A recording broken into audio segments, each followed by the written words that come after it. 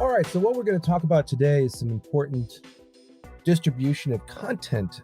and one of the things that we've learned from doing this business for years is activity begets sales. And we've come to a conclusion that most of our clients who have engaged with a distribution strategy have elevated their business from an authority level, and therefore they've elevated themselves psychologically as well into a position of prominence in their niche.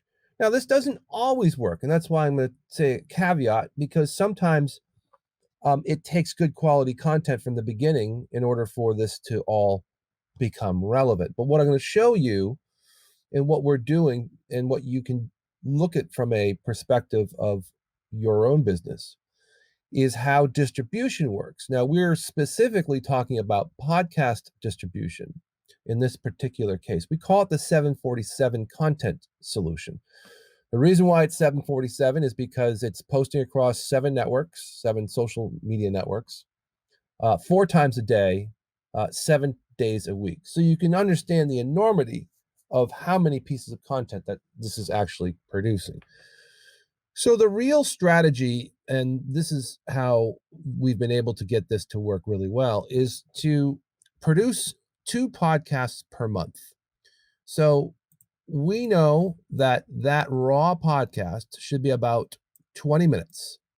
And that's enough for us to be able to do our magic with the distribution. Now, I think if you can kind of categorize this as the real enchilada, that 20 minutes has to be actually impactful. So a lot of our clients we work with, and even ourselves, we either are interviewing someone or interviewing an internal employee, or we ask our clients to do something that is very valuable, because these turn into what we call pillar posts.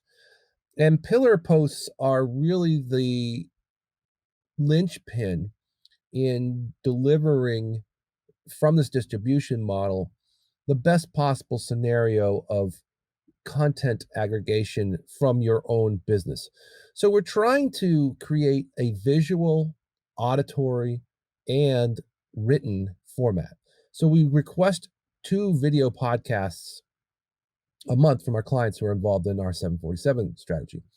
Now, what this does is it allows particular clients to see their world in a different aspect, meaning that the patients or customers that come to our clients are going to see them, they're going to hear them, and they're also going to be able to read what they've said.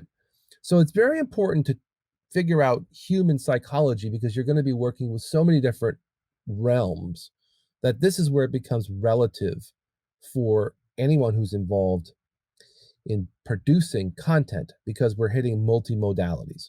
So we take the raw podcast. It's basically very simple. It's just a GoToMeeting or a Zoom call that's recorded between 1, 2, 3, 4, could be any number of individuals, but the content's the king, right? The content is the king that we deliver through this vehicle. Sometimes it's just the client themselves talking about a specific program similar to what we're doing here. Or again, it's multi people talking about a topic of relevance to their audience. We take that podcast, we get the download from the YouTube meeting, the GoToMeeting or the Zoom call or whatever physical format, again, in video, and we produce short video summaries. So we cut that podcast up into multiple formats. And as this moves along, we are then taking those short video summaries. We are tying up the graphics, the thumbnails. We're adding in closed captions.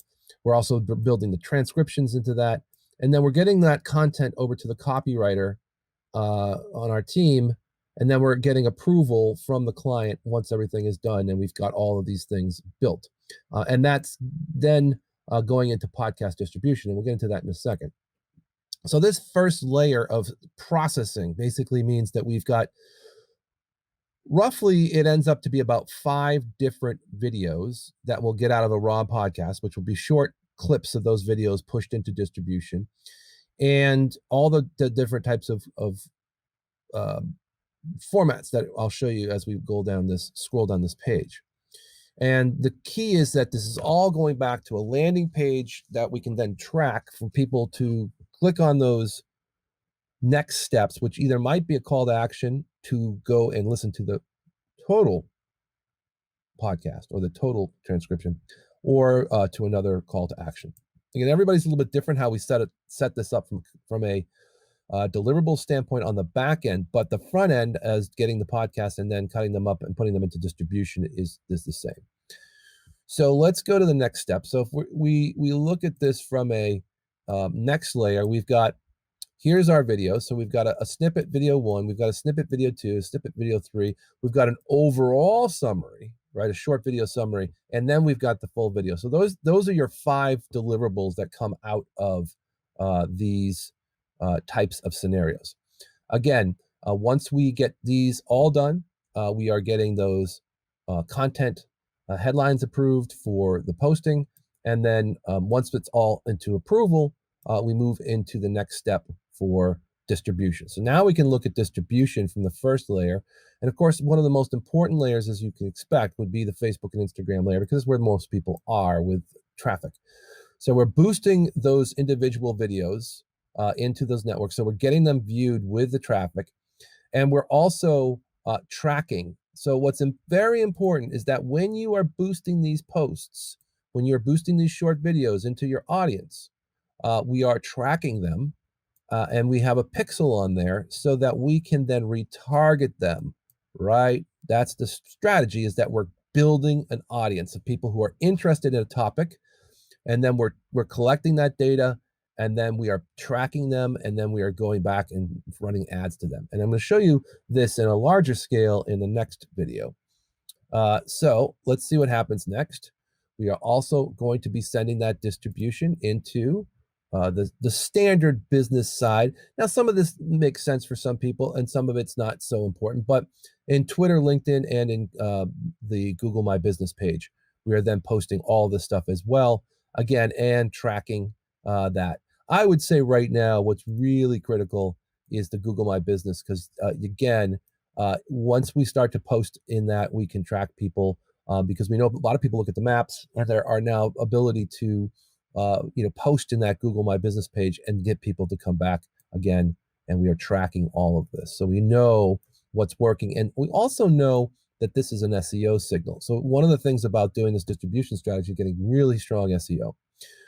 So one more thing to think about when you are doing distribution is to look at the podcast distribution network. So again, the standard sort of 6, which would be, it's going into YouTube, it's going into Twitter, it's Instagram, LinkedIn, Google Business, Google My Business, and Facebook, which would sort of be the main, and then it's going into all the podcast distribution networks, right? So once you put it into a main podcast player, you can then distribute it across about 20 different networks within the podcast universe. So now this goes out into the major distribution. And if you looked at this from just a numbers perspective, you're ending up doing 20 podcast distribution networks, 20 Google My Business posts, 20 boosted Facebooks, 20 boosted Instagrams, 20 Twitter and LinkedIn posts, and then 20 Facebook group posts and individual posts if available. So if you have a group that you manage, you can also post it into that group. So your max content that's going to come out of this program is going to be about 164 pieces of content for those 2 podcast episodes. So it's a nice way to start to do distribution. We've got this locked in. We've been doing this for quite a while, and we've really come to a conclusion on how to build this and do it effectively.